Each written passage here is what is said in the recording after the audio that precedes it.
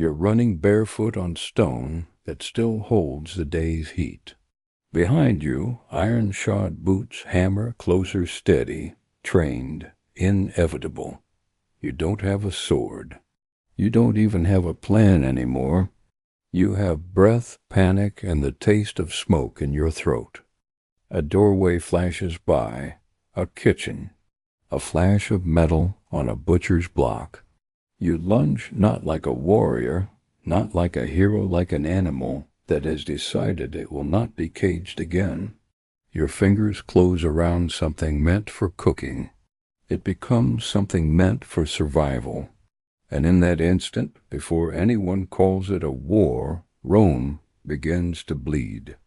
Before we go deeper, tell me where you're watching from. Still unreal to me that a story this old can pull people together across the whole planet. The place is Capua, a wealthy Italian city where the Republic's elite come to watch men die for entertainment.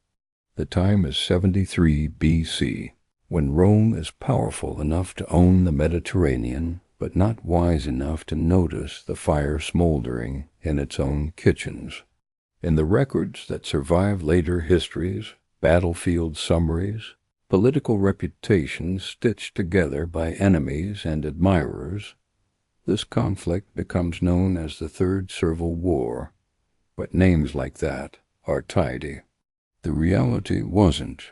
The reality was a handful of gladiators around 70 who didn't rise up in some polished, cinematic way. They snapped. They saw an opening.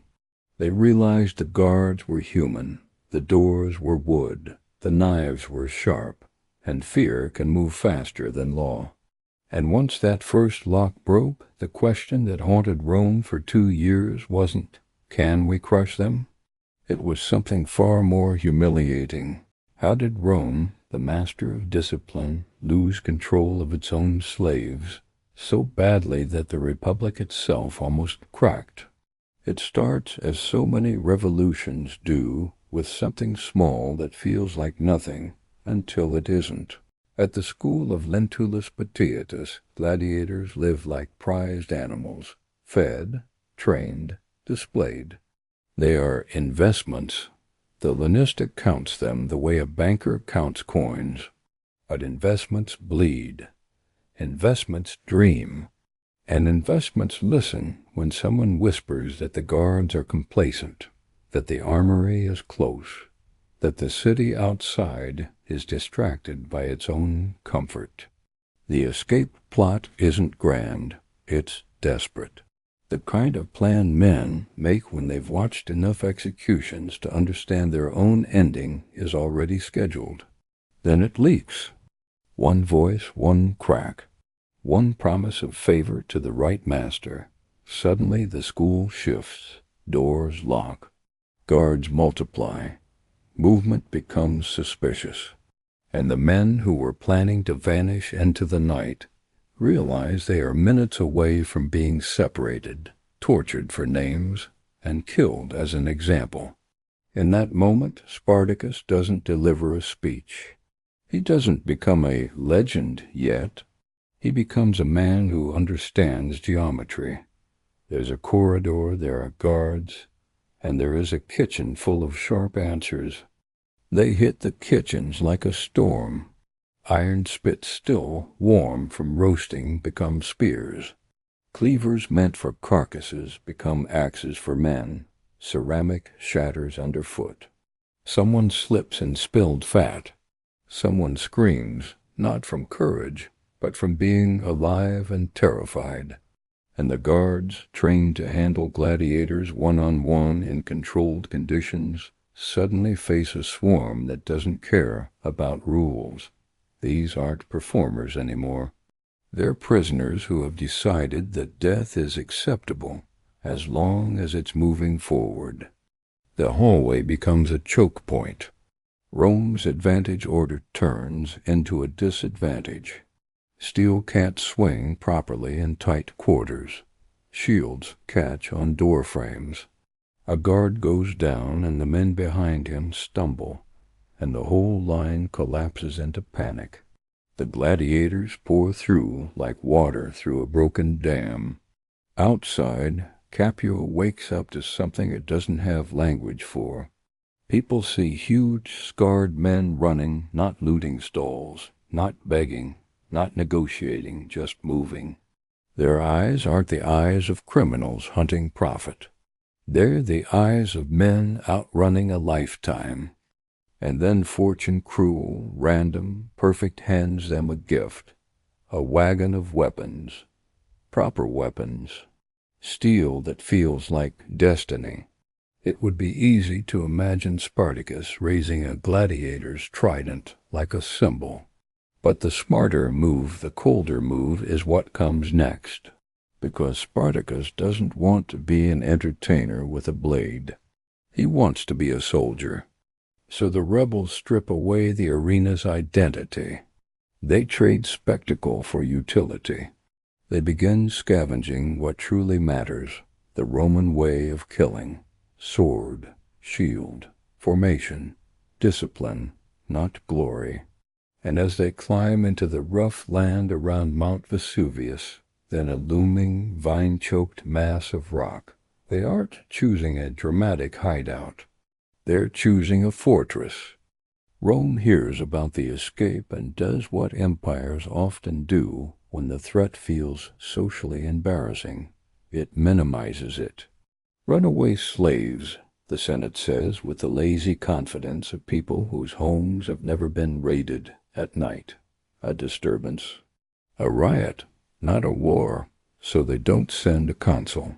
They don't send a true army. They send a man with borrowed authority and a hurried force enough to quiet the embarrassment, not enough to win. He arrives at Vesuvius and sees the rebels perched above him. He sees one main path. He smiles. He sets a camp at the trail. He blocks the obvious route down. He chooses patience, because hunger has always been Rome's favorite weapon. Up on the heights, the rebels watch the campfires below flicker like little orange eyes. They feel their mouths dry. They feel the slow terror of thirst. And you can imagine the mood shifting from victory to dread as they realize they have traded one prison for another. This is where the myth usually paints Spartacus as a genius general, a man with maps and foresight. But even genius begins with noticing something simple, the cliff, a drop so steep the Romans don't guard it, a place the commander assumes no human would ever try to descend. Spartacus looks at the vines crawling down the rock like nature's chains, and he sees a ladder where the Romans see a wall. So the rebels tear the vines free and braid them, hands moving fast, fingers splitting open. They work in silence, not because they're disciplined, because noise is death. Night falls. Wind rises. The mountain breathes. One by one they go over the edge, bodies pressed to rock, legs searching for holds in darkness. It's not heroic. It's horrifying. It's the kind of descent where one mistake means you don't even get remembered.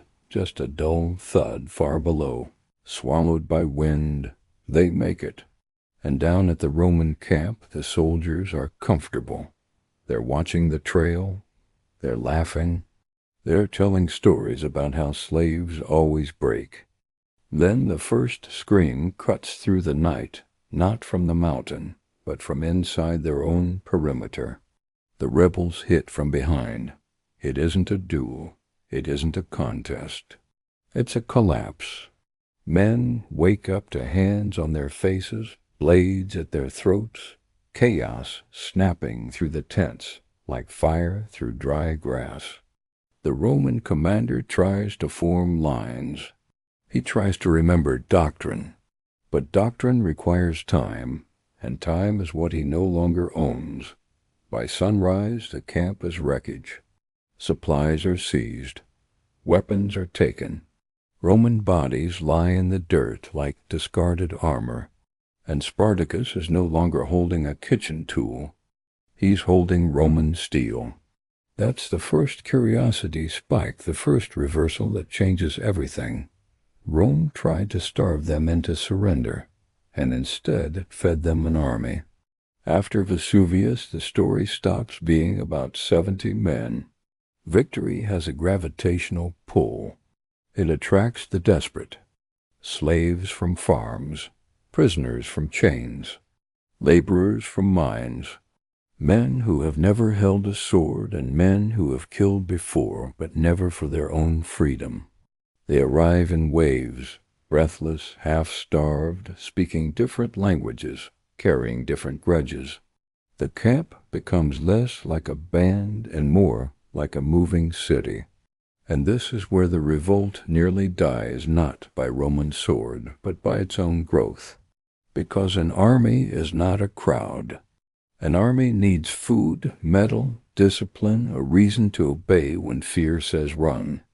Spartacus understands this, not in theory in his bones. So he becomes something almost no one expects a runaway slave to become, a builder. They begin forging weapons from whatever they can melt. They strip estates. They rip iron from shackles. They turn wood into spear shafts. They harden hide into shields. The air around their camp smells like smoke, sweat, and hammered metal. And then the training starts. Not the flashy training of gladiator schools, where men fight for style points and applause, but the dull, brutal repetition of formation, step, hold, lock shields, advance, don't break, don't chase, don't panic. It's hard to make free men obey. It's harder to make newly free men obey. And yet the camp begins to move differently, like its chaos is being pressed into shape. But the revolt has another problem. It isn't one mind. It's a coalition knotted together by hatred of Rome, but split by what freedom should look like. Spartacus wants out, north, over the Alps. Disperse, vanish into homelands beyond Rome's reach. Freedom through escape. Others want something else. Revenge, plunder, a new life built on the wealth of the land that abused them. Freedom through conquest. That argument isn't philosophical, it's practical. It's the difference between a war that ends and a war that becomes a trap. Rome, meanwhile, finally begins to understand that embarrassment has teeth. They send more force, better commanders, men who expect a rabble and instead find an army that moves like smoke appearing, striking, vanishing. Roman detachments go out to forage and don't return. Supply lines thin. Patrols begin to fear the trees. Every hill feels like an ambush waiting to happen. And then comes another humiliating twist, one of those moments that hits harder than casualties. A Roman commander loses symbols of office items that represent authority itself. To Rome, this isn't just a military failure. It's a spiritual insult. A slave holding the Republic's emblems is like a servant wearing a senator's ring and not being immediately struck dead. It's mockery made physical. The Senate's patience ends. They elevate the response, larger forces. More pressure, and then the revolt fractures. A major leader splits off with a huge portion of the army, chasing plunder and blood. Spartacus pushes north. The split is not merely a tactical error, it's a psychological crack. Because Rome can handle one enemy. Rome struggles when it must chase multiple fires at once, but it also thrives on dividing opponents. And now the rebels have done Rome's work for it. The separated force is hit hard. Thousands die. The message is clear. Bravery without discipline is just a faster way to the grave. Spartacus learns of it and something changes. Maybe grief, maybe rage, maybe the cold arithmetic of survival. He moves with urgency. He hits Roman forces that attempt to block him. He breaks through.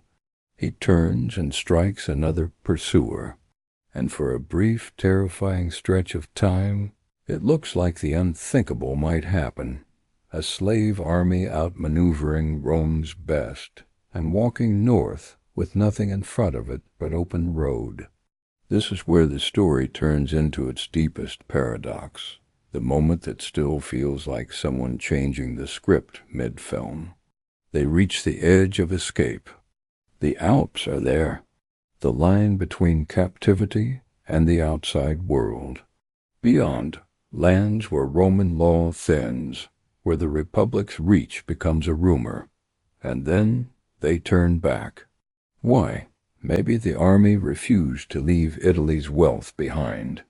Maybe leadership lost control of hunger for plunder. Maybe Spartacus believed he could do more than run. Maybe he believed, for the first time, that Rome could actually be wounded so deeply it would never heal. Whatever the reason, that single decision drags the revolt back into the jaws of the Republic. Because Rome does not forgive. Rome adapts. And now the Republic chooses a man who doesn't care about embarrassment, doesn't care about spectacle, doesn't care about honor the way old families pretend to. He cares about results. Marcus Licinius Crassus steps forward, not as a heroic savior, but as a predator with resources. He raises legions. He restores discipline through terror. He makes one message clear to his own soldiers: fear me more than you fear them. When a subordinate disobeys and gets beaten, Crassus doesn't excuse it. He punishes cowardice with something ancient and ghastly: decimation. A fraction of his own men are killed by lottery and clubs, not because they lost, but because they ran. It's not just brutality, it's policy. A calculated investment in fear, and it works. Now the rebel army isn't facing shaky militia or embarrassed officials. It's facing a machine that has decided it would rather murder its own parts than malfunction. Spartacus tries to outrun the tightening net. He moves south, seeking ships, seeking exits that aren't mountain passes.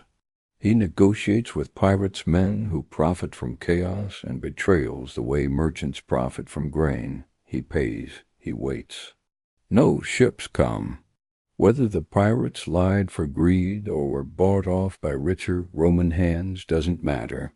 The result is the same. Spartacus is trapped at the edge of the peninsula, with sea behind him and Rome in front. And Crassus does something that feels almost modern in its coldness. He doesn't charge the camp. He doesn't gamble. He builds a wall, a trench, a barrier. Fortifications stretching across the land, an engineered prison. Not a battle, but a siege designed to let hunger do the killing again. Only this time with no cliff to climb, no vines to braid. Inside the trap, the rebel camp changes. The noise dulls. The food runs out. People chew what shouldn't be food.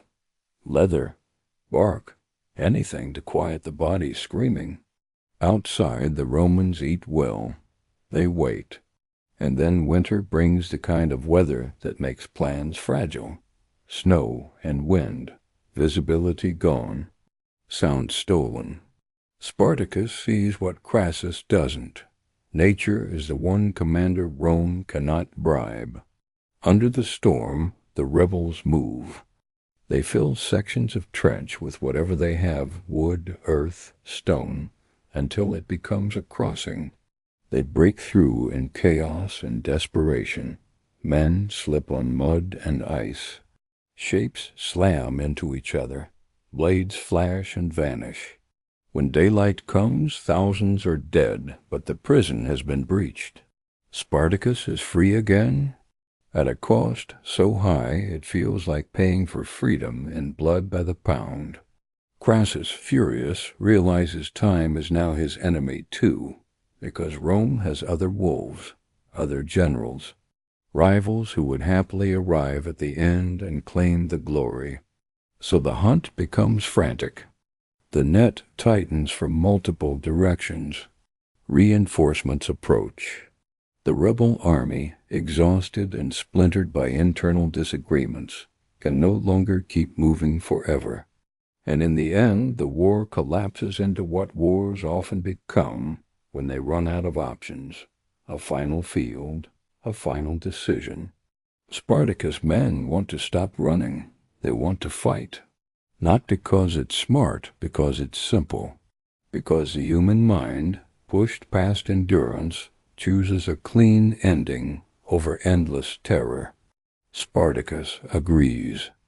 And he does something that tells you everything about how he wants history to see this moment, even if history is written by his enemies. He kills his own horse, not in madness. In message, if they win, he'll have plenty of Roman horses. If they lose, he won't need one. No escape, no riding away. He will die on foot with the men who followed him. Then the lines collide. This isn't a ballet of tactics. It's a slaughterhouse. The rebels surge with desperation. The Romans hold with training. Shields lock. Swords thrust in tight, efficient motions. Men fall and are stepped over. The ground turns slick. The air fills with dust and iron. Spartacus pushes forward through bodies, through wounds, through the choking noise of thousands of men trying to decide whose future gets to exist. He isn't trying to win in a conventional sense. He's trying to cut the head off the machine aiming for Crassus himself. He gets close enough that you can almost feel the moment, the flash of recognition, the panic behind armor, the surge of hope that one kill might unravel an empire. But numbers are gravity, and gravity wins. Spartacus is swallowed by the press. He keeps fighting even as he drops, even as blows rain down. And then he's gone, not carried off in triumph, not posed for a statue, not granted the dignity of a displayed corpse, just erased into the mud with everyone else. And that, in a bitter way, becomes his last defiance, because Rome wants proof. Rome wants a body. Rome wants closure. It doesn't get it. The survivors don't get myth. They get the Republic's most public warning. Thousands are captured, and the punishment isn't quick. It's Theater Rome's favorite language. The road from Capua toward the capital becomes a corridor of crosses, stretching mile after mile, a message hammered into wood and flesh. This is what happens when property imagines it is human. People travel that road and learn to look straight ahead. Merchants swallow their words. Slaves lower their eyes. Even free citizens feel something cold under the triumph, because a state that can do that to the defeated can do worse when truly afraid. And Rome is afraid now. Not of Spartacus as a man he's dead, whether they found him or not, but of what he proved. That the Republic's order is not unbreakable, that its wealth depends on bodies that can decide to stop cooperating, that the distance between entertainment and insurrection is sometimes just one locked door and a kitchen full of knives. The legacy isn't only blood, it's psychology. They remembered. They recorded. They pretended it was contained. They could not look away. Some small artifacts survive in the way history often survives, not as medals, but as paperwork. Letters, later accounts, political boasts, each one trying to shape the story into something safe. And yet, even filtered through Rome's voice, the outline remains. A revolt so violent and so close to success that it forced the Republic to empower men with terrifying authority. Men who would later tear the old system apart anyway. That's the final irony, and it circles back to the opening scene in the kitchen. Because the revolt didn't just threaten Rome with destruction. It taught Rome how to become more brutal, more paranoid, more willing to hand power to the coldest hands available.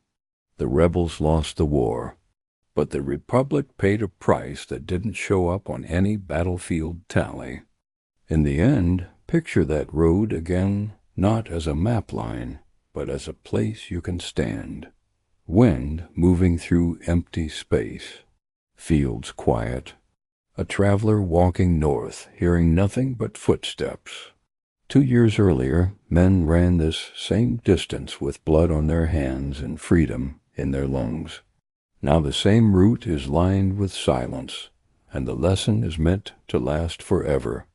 But history has a strange habit.